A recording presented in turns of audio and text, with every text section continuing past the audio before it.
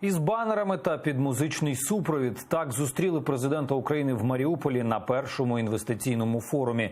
Сюди з'їхалися бізнесмени з 45 країн світу, говорили про безпеку, боротьбу з корупцією та чесну конкуренцію. Які сфери в Україні назвали найприбутковішими та як глава держави інспектував нові дороги в Маріуполі, Вікторія Козуб розкаже далі. Вся дорога 200 кілометрів, 70 кілометрів цієї дороги було побудовано, наскільки мені відомо, 3 роки. 3 роки їх будували, 70 років, а зараз за 3 місяці побудували 130 кілометрів траси. Пане президент, у вас буде можливість відчути цю дорогу? Я ж хочу, я проїхав, я трішечки, мені хочеться. Із самого ранку президент України Володимир Зеленський особисто інспектує нову дорогу в Маріуполі. Потім прямує на перший інвестиційний форум. А тут його зустрічають нацкорпусівці. Активісти розгорнули кілька зелених банерів та ввімкнули пісню зі словами гаранта. Я ж не мог, я президент Татарстану, мені 42. Я ж не мог, я президент Татарстану. Пояснюють, вийшли на акцію, бо виступають проти розведення сил. Сейчас ему рассказали, что все золотое за разведение войск. Привезли нескольких бабушек, которым одним бабушкам объяснили, что разведем, все, стрелять перестанут. Не объяснили, что не будет полиции после 6 вечера. Не объяснили, что гарантии никто не даст. Крім нацкорпусівців, мітингують противники продажу землі, екоактивісти та підприємці. Тим часом на форумі збираються інвестори із понад 45 країн світу, а ще політики та міністри. Вступною промовою відкриває захід глава держави. Спершу порівнює Україну із Apple. Ми дійсно в дуже непростому становищі. Але ми Apple, що починає свій шлях у гаражі.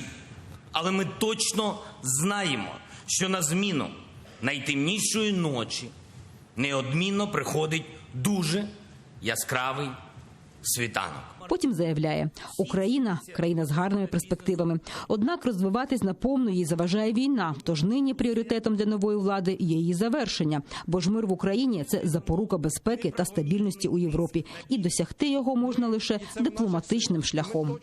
Припинення війни та повернення усіх українських територій – наше головне завдання. Ми знаємо, що зробити це можливо єдиним шляхом – дипломатичним. А для цього Україна повинна мати сильну позицію і підтримку.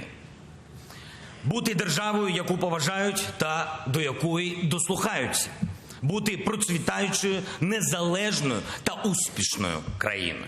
Аби залучити інвестиції в Україну, тут готові побороти корупцію. А ще обіцяють зменшити ризики для бізнесу, підприємцям індивідуальну підтримку. Та найголовніше – готові прописати єдині, чесні правила.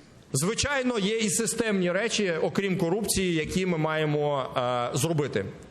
Це зміна моделей на певних ринках. Я передусім говорю про ринки, які зараз монополізовані.